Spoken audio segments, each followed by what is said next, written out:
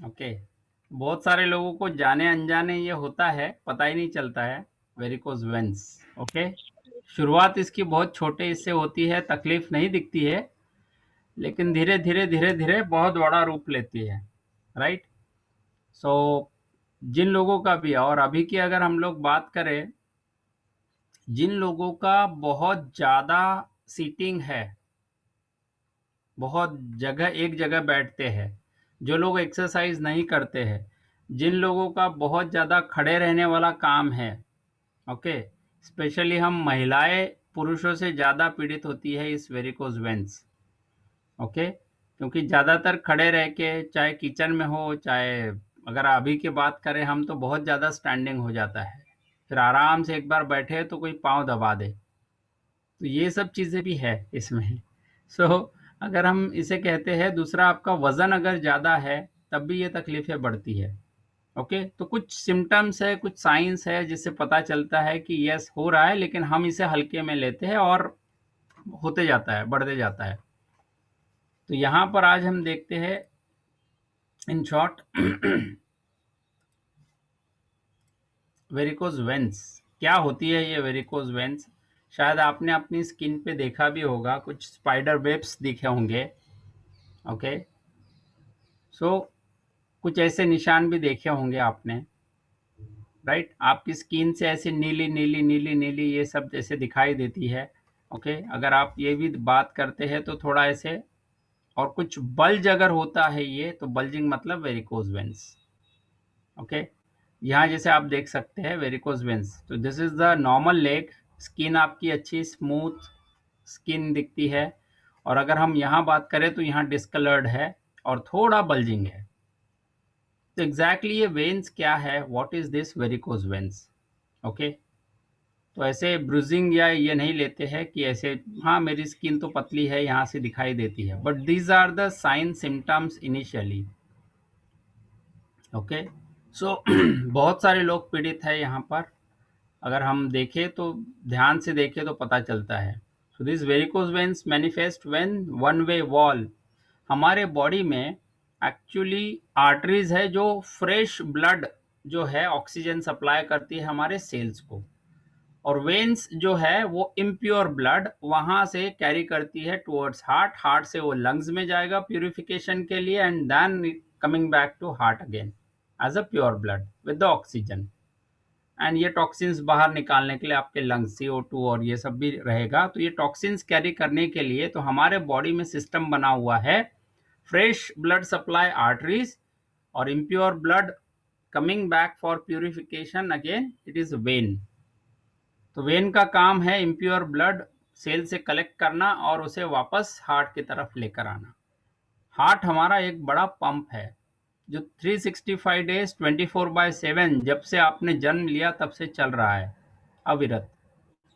Right. और उसके लिए उसका न्यूट्रिशन बहुत ध्यान में रखना ज़रूरी है। तो हमारी अगर ये गाड़ी की हम बात करें तो बहुत एक्सपेंसिव है, तो इस गाड़ी का मेंटेनेंस आपकी वो 50-60 हज़ार की एक्टिवा से बहुत महंगी है।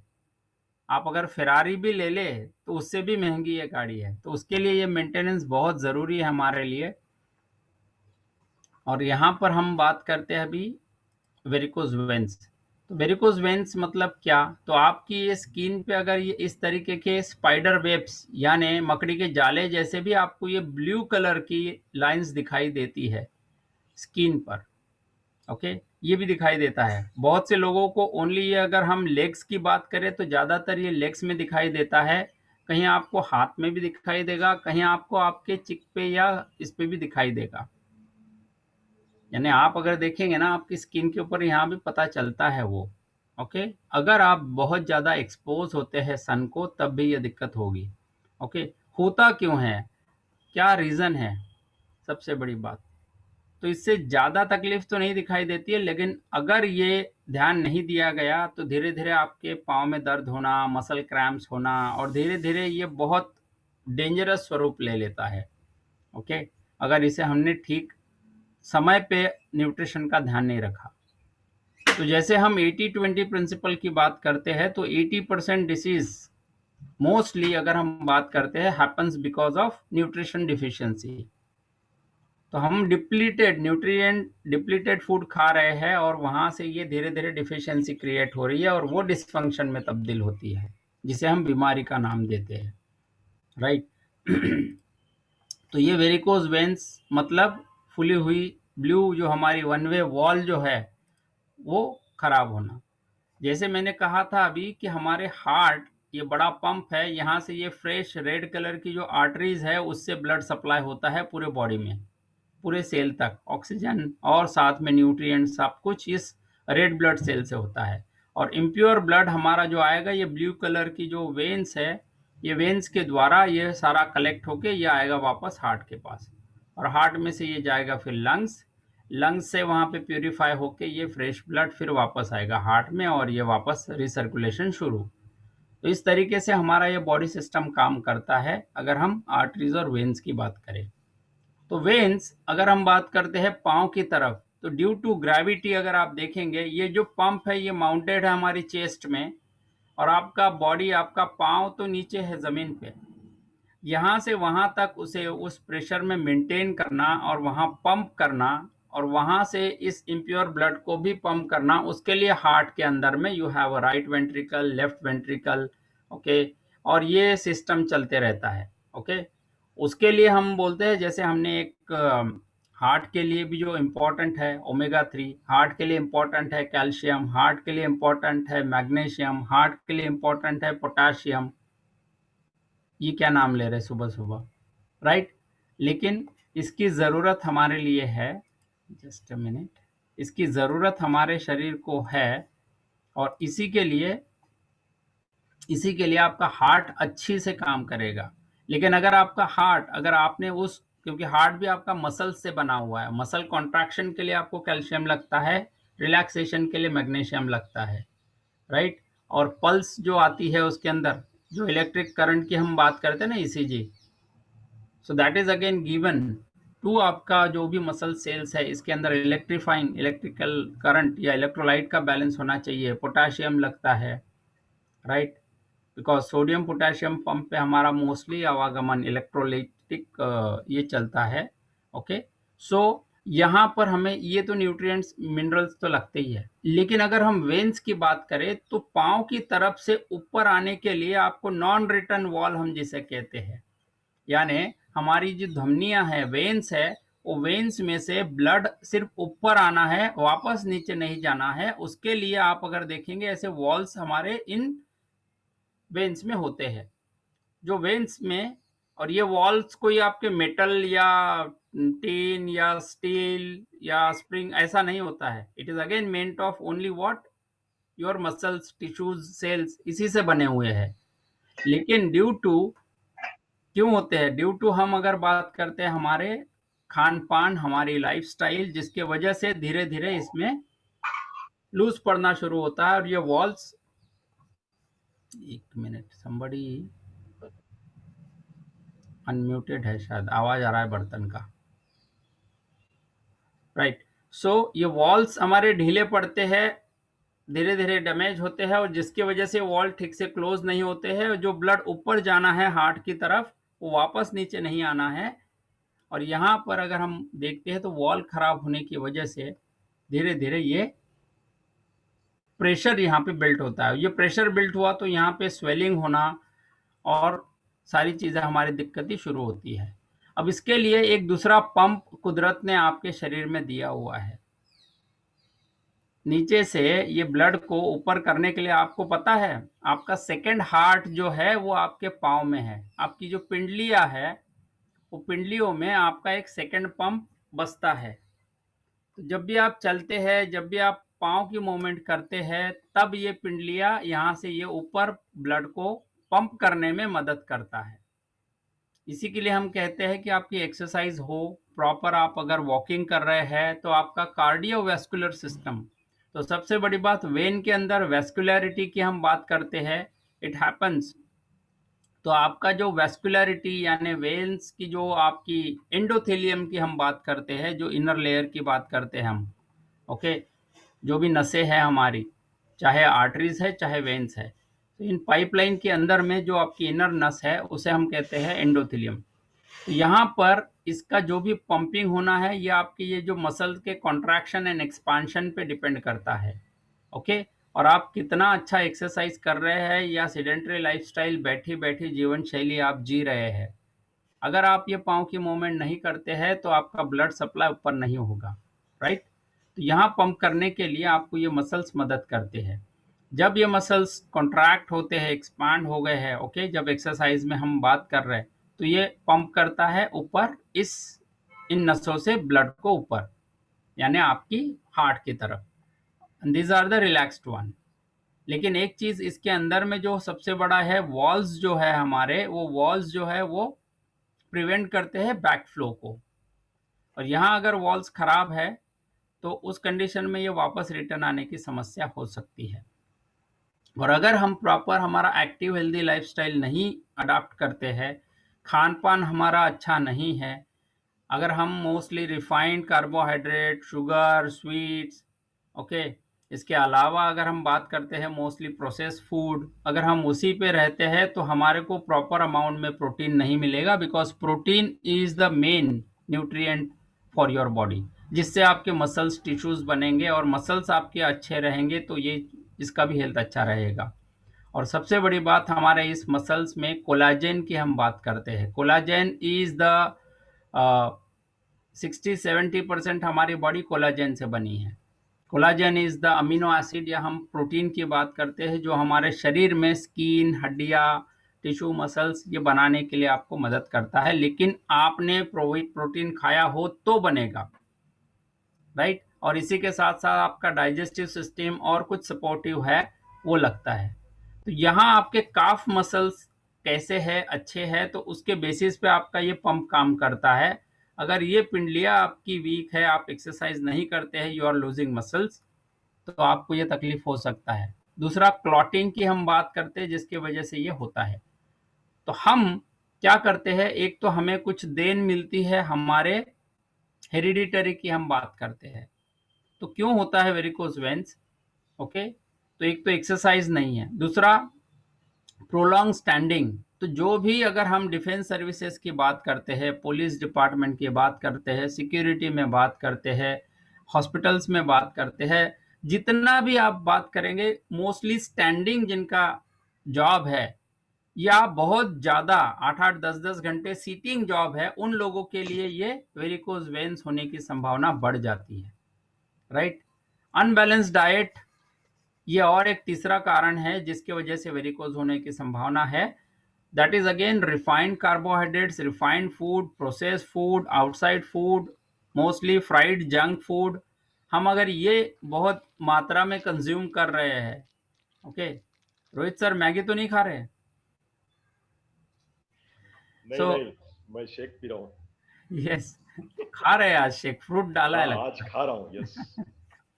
सो यस, सो अनबैलेंस डाइट अगर रहेगा, आपकी शरीर के लिए 114 न्यूट्रिएंट्स लगते हैं। उसमें से अगर हम बात करें, मैक्रो न्यूट्रिएंट्स, माइक्रो न्यूट्रिएंट्स की ज़रूरत पड़ती है। जैसे आप बात करते हैं carbohydrates, complex carbohydrates, protein, fats, good fats, we need vitamins, we need minerals, we need fiber, we need water। तो हमें और हर्ब्स की भी ज़रूरत पड़ती है। तो हमें अगर ये सारे न्यूट्रिएंट्स अगर मिलते हैं हमारे थाली में या हमारे खाने में से, ओके, सो इसकी वजह से भी हमें कुछ ना कुछ फाइट बैक करने के लिए मदद करती है, हमारी ग्रोथ एंड डेवलपमेंट अच्छी प्रॉपर होगी। तो अनबैलेंस डाइट की वजह से वेरिकोज वेन्स होने की संभावना है, बढ़ जाती है। टाइट क्लॉथिंग की हम बात करते हैं, आपका अगर पहराव बहुत टाइट कपड़े हम पहनते हैं तब भी आपकी ये वेन्स दबेगी और इसके ऑपरेशन में गड़बड़ी हो सकती है। इसी की वजह से अगेन ये की है, क्योंकि आजकल बहुत ज़्यादा फैशन है टाइट कपड़े पहनने का, तो इसके वजह से भी एक दिक्कत है। दूसरा, अनकंफर्टेबल शूज़, स्पेशली लेडीज, इसलिए क्योंकि लेडीज हाई हील अगर बहुत ज़्यादा देर के लिए पहनते हैं तब भी आपके लिए दिक्कत होता है, okay, and that is also one of the reason for this varicose veins. अब बहुत प्रोलॉन्ग एक्सरसाइज और डिहाइड्रेशन की हम बात करते हैं। जब आप बहुत ज़्यादा एक्सरसाइज करते हैं, प्रॉपर हाइड्रेशन आपका नहीं रखते हैं, dehydrated again cells will also have a problem. Dehydrated body में आपका ब्लड भी गाढ़ा होगा, बिकॉज उसके लिए भी विस्कोसिटी के लिए आपको पानी की जरूरत पड़ती है। तो हाइड्रेशन इज इंपॉर्टेंट। दूसरा, डिहाइड्रेशन में आपके cells are also dying because of this, क्योंकि वाटर बैलेंस बहुत जरूरी है। प्रोलॉन्ग एक्सरसाइजेस की हम बात करते हैं, उसमें भी ये दिक्कत हो सकती है। हार्मोनल इम्बैलेंस, आपकी बॉडी में hormonal imbalance also one of the reason which is causing this varicose veins. और सबसे बड़ी समस्या है जो हम अभी देख रहे हैं, ओबेसिटी। अगर आप ओवरवेट है तो ओवरऑल अगर हम देखते हैं, हमारा बिल्डिंग हमारी ऊंचाई के हिसाब से वजन आपका आइडियल वेट रेंज में होना जरूरी है।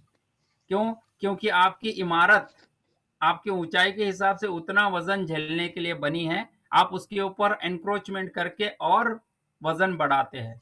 1 सिलेंडर, 2 सिलेंडर, कोई कोई 3-3 4-4 सिलेंडर लेके कंधे पे ढो रहा है, और इसका पूरा असर पड़ता है आपकी इस कॉलम पे जिस पे बिल्डिंग आपकी खड़ी है। और यहाँ पर ये प्रेशर आता है, जिसके वजह से, मोटापे की वजह से आपकी वेन्स के ऊपर प्रेशर आता है जो रिस्ट्रिक्ट होती है, और उसका फंक्शनिंग प्रॉपर नहीं हो पाता है। क्योंकि आपका अगर फैट बढ़ेगा तो उसका असर आपके मसल्स पे पड़ेगा, उसका आपका असर वेन्स पे भी पड़ेगा, तो ब्लड सर्कुलेशन में दिक्कत होती है। तो सबसे पहले आपको ये ओबेसिटी ध्यान में रखना है। और जो लास्ट अगर हम बात करें, pregnancy, because women when they conceive they carry, ये 9 महीने जो है उसमें भी, जो मैंने कहा ओबेसिटी वाली सिचुएशन, क्योंकि एक्स्ट्रा 10, 12, 15 किलो वजन उनके ऊंचाई के हिसाब से वो बढ़ जाता है। और यहाँ पर हमारे लिए अगेन प्रेगनेंसी में, yes I take later the questions, right, जिन्होंने भी हैंड रेज किया है। ओके, यस, प्रेगनेंसी में भी आपका ये वेरिकोज वेन्स होने की संभावना बढ़ती है बिकॉज ऑफ द वजन। ओके, और आपका ब्लड सर्कुलेशन उसमें भी दिक्कतें होती है, राइट। तो होता क्या है, ये फिर से ब्रेड ब्लॉक आ,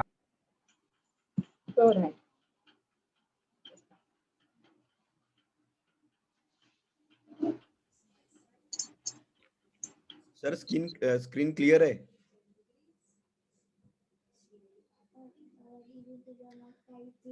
सर आप म्यूट हो गए। ओके, वो बीच बीच में एक ब्लॉक आता है एंड दैट इज डिस्टर्बिंग। इधर नहीं दिख रहा है सर। यस, कोई अगर उधर से कुछ ये करता है ना तब भी होएगा। Okay fine. So we have this veins.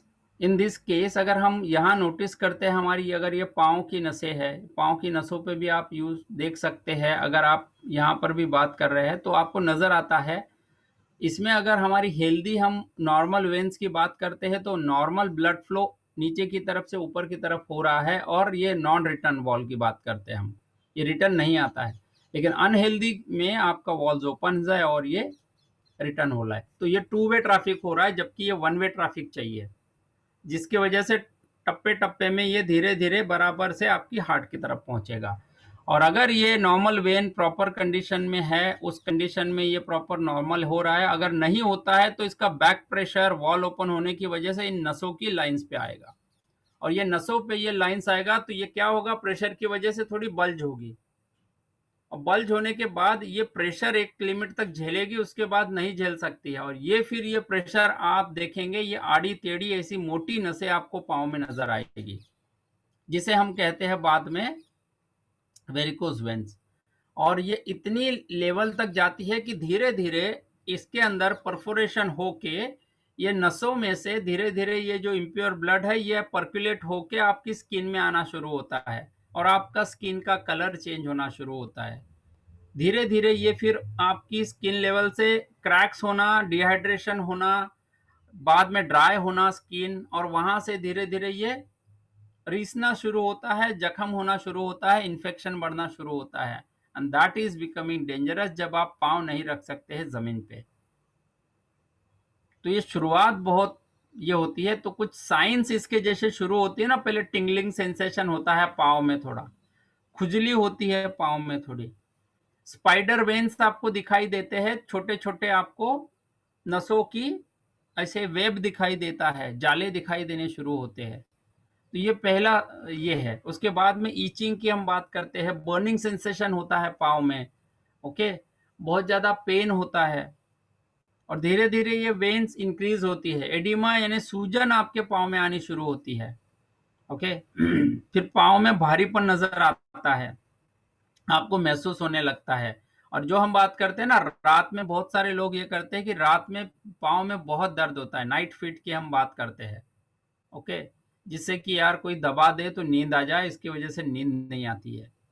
तो ये कुछ सिम्टम्स है, साइंस है हमारे वेरिकोज वेन्स, ओके।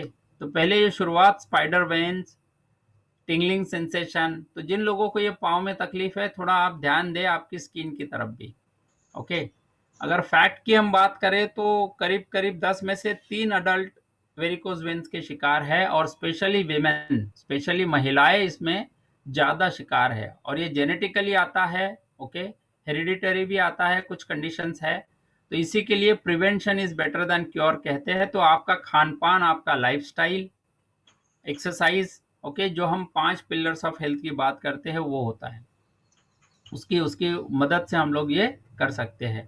तो जैसे कुछ सेंसेशन था, उसी के साथ साथ अगर हम बात करते हैं, बहुत डिस्कम्फर्ट होता है पाँव में, लेग में फील एकी एंड हेवी आप अगर बात करते हैं, आपके स्वेलिंग होते हैं एंकल्स में या फीट में due to poor blood circulation, क्योंकि आपकी जो नसें हैं वो वॉल वो झेल नहीं पाती है इस प्रेशर को, राइट।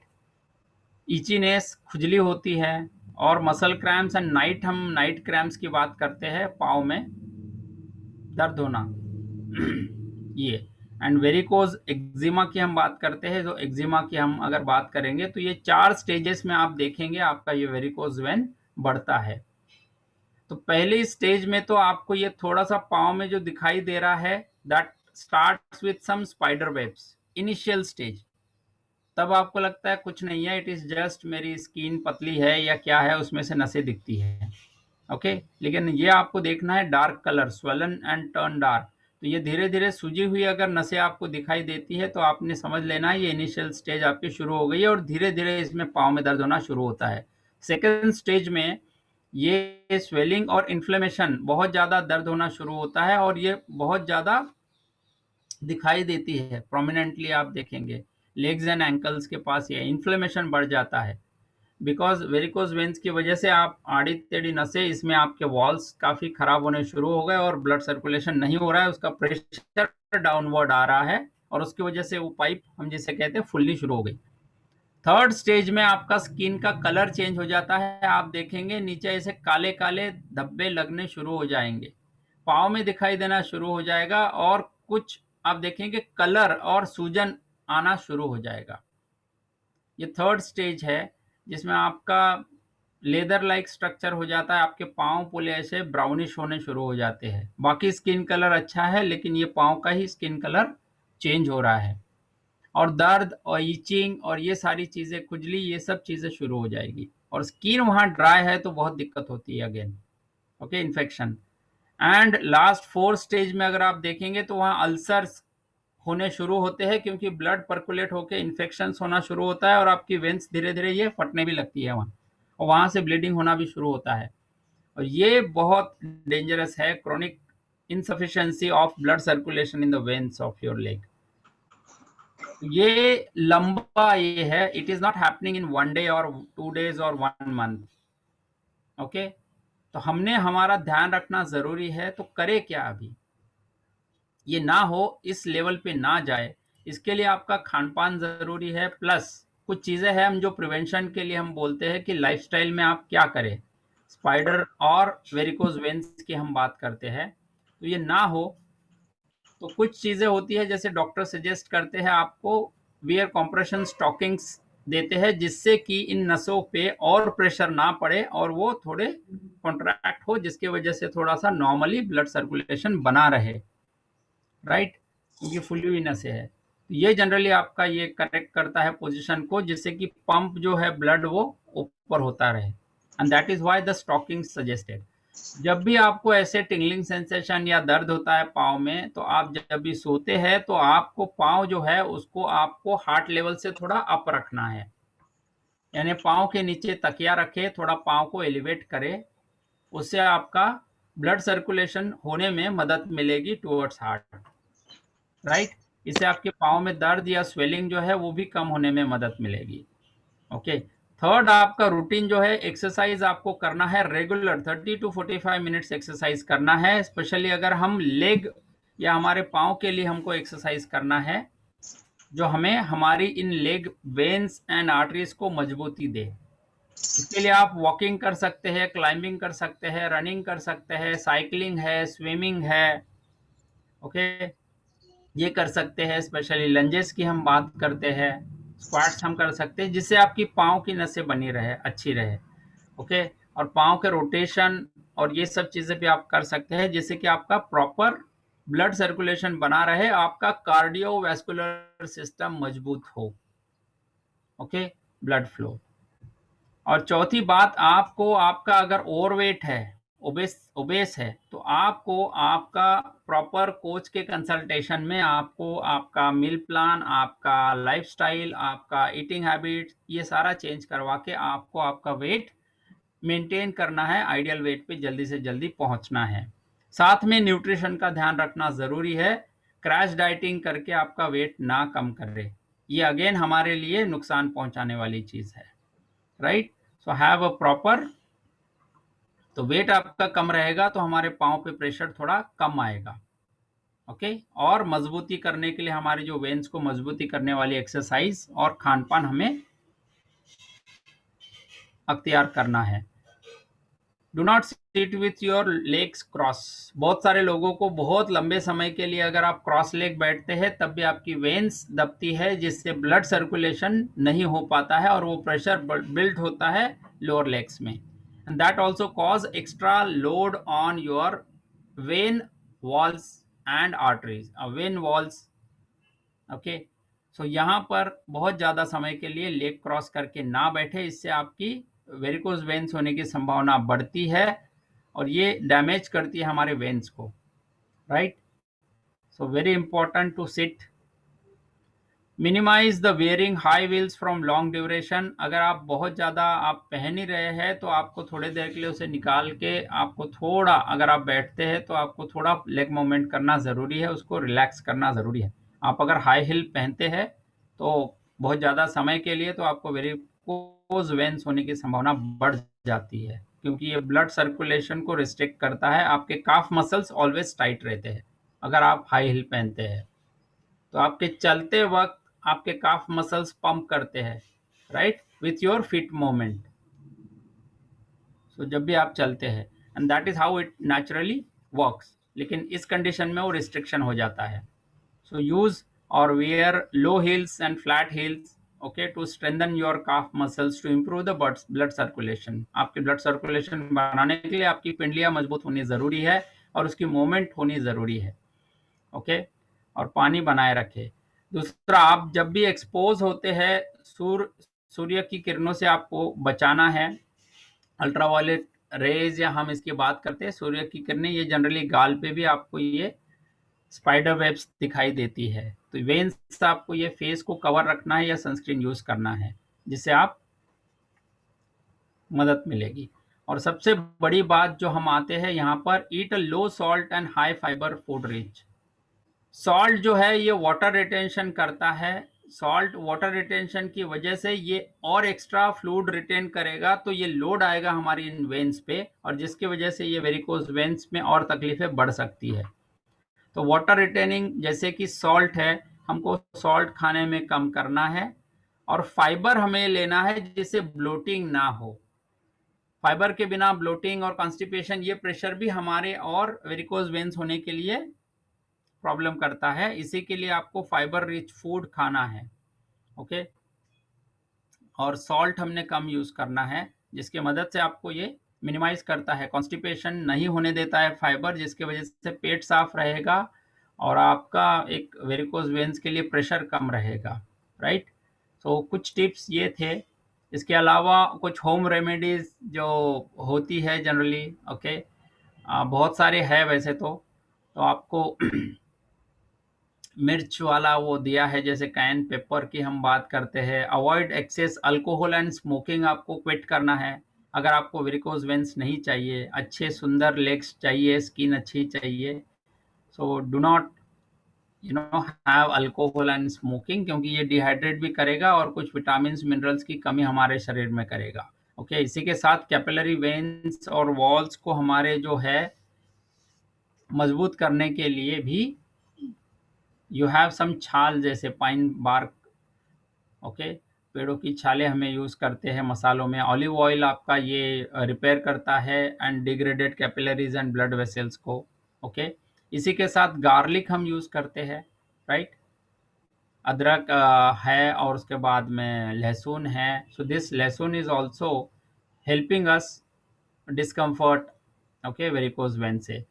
मैरीगोल्ड जो हमारे फूल, वो भी हमारे इसमें यूज़ होता है। पार्सली की हम बात करते हैं, धनिया, ओके, और कुछ हॉर्स चेस्टनट्स है, ग्रेप सीड ऑयल है, okay, and Apple cider vinegar promote circulation and reduce the inflammation. तो यहाँ पर हम बात करते हैं कुछ और एक्सरसाइजेस आप कर सकते हैं, जैसे योगा में है तो आप ताड़ासन कर सकते हैं, जिससे आपकी लेग रेज होगी, जिससे आपका ब्लड सर्कुलेशन बढ़ेगा। उत्तानासन जैसे हम करते हैं, हम फॉरवर्ड बेंडिंग की बात करते हैं लेग, तो वहाँ पर भी आपका ये प्रेशर बनता है थोड़ा पाँव में।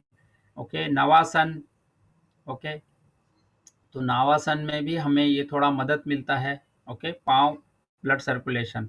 और विपरीता करानी, जैसे आप कभी भी अगर ये बैठे आप एक 10 से 15 मिनट भी अगर आप अपना लेटते हैं ज़मीन पे और पाँव आपके लेग रेज करके रखते हैं, तब भी आपको ये थोड़ा ब्लड सर्कुलेशन करने में मदद मिलता है। इसके अलावा अगर आप शीर्षासन और सर्वांगासन ये सब चीज़ें भी करते हैं, एक्सरसाइज तो आप करेंगे, यस, लेकिन एक्सरसाइज के साथ साथ खान पान भी ज़रूरी है। और कुछ चीज़ें हमने, जैसे कुछ मसाज हम लोग करते हैं, तो मसाज से ब्लड सर्कुलेशन बेटर होता है। ओके, तो lukewarm oil will also help you to massage, okay, your legs, जिससे कि आपका ब्लड सर्कुलेशन अच्छा बना रहेगा। वज़न आप ज़्यादा लेना नहीं है, 10 किलो से ज़्यादा वज़न आप कैरी नहीं करना है अगर आपके वेरिकोज वेन्स है तो। स्किन को ड्राई नहीं होने देना है, that is again we need to use, उसे हाइड्रेट करते रहना है, पानी भरपूर पीना है, और जब भी सोए पाँव ऊपर करें। अब बैलेंस डाइट की हम बात करते हैं, तो डाइट में हमें कुछ ना कुछ लेना ज़रूरी है, लेकिन डाइट में हम क्या लें, तो कुछ उपाय है जो हम डाइट में ले सकते हैं, राइट। तो जैसे हम रेमेडीज़ की अभी बात कर रहे थे, कुछ योगा है, आप स्ट्रेचिंग आप कर सकते हैं जिससे आपके पाँव में ब्लड सर्कुलेशन रहेगा। वार्म ऑयल से मसाज आप कर सकते हैं जिससे ब्लड सर्कुलेशन बना रहेगा। और सबसे बड़ी बात हम इसमें कहते हैं, आपको कोलाजन चाहिए। कोलाजन के लिए आपको विटामिन सी चाहिए। इसी के साथ आपकी आर्टरी हेल्थ और ब्लड हेल्थ के लिए, वेन हेल्थ के लिए आपको विटामिन बी विटामिन की भी ज़रूरत है, विटामिन ई की ज़रूरत है, राइट।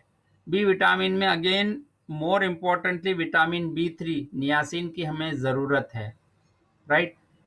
तो ऐसे अगर हम देखेंगे, प्रोटीन हमारे खाने में होना ज़रूरी है, प्रोटीन। और जैसे यहाँ पर आप देख रहे हैं, गेटिंग योर फ्लेवोनॉइड्स। फ्लेवोनॉइड्स मतलब आपकी ब्लड वेसल्स को मजबूत करने के लिए एंटीऑक्सीडेंट्स का काम करती है। फ्लेवोनॉइड्स मतलब ये हमारे तरह तरह के जो वेज है, वेजिटेबल्स है, फ्रूट्स है, इसमें से मिलने वाले जो आपके उसके कलर देते हैं, these are the antioxidants available in the food.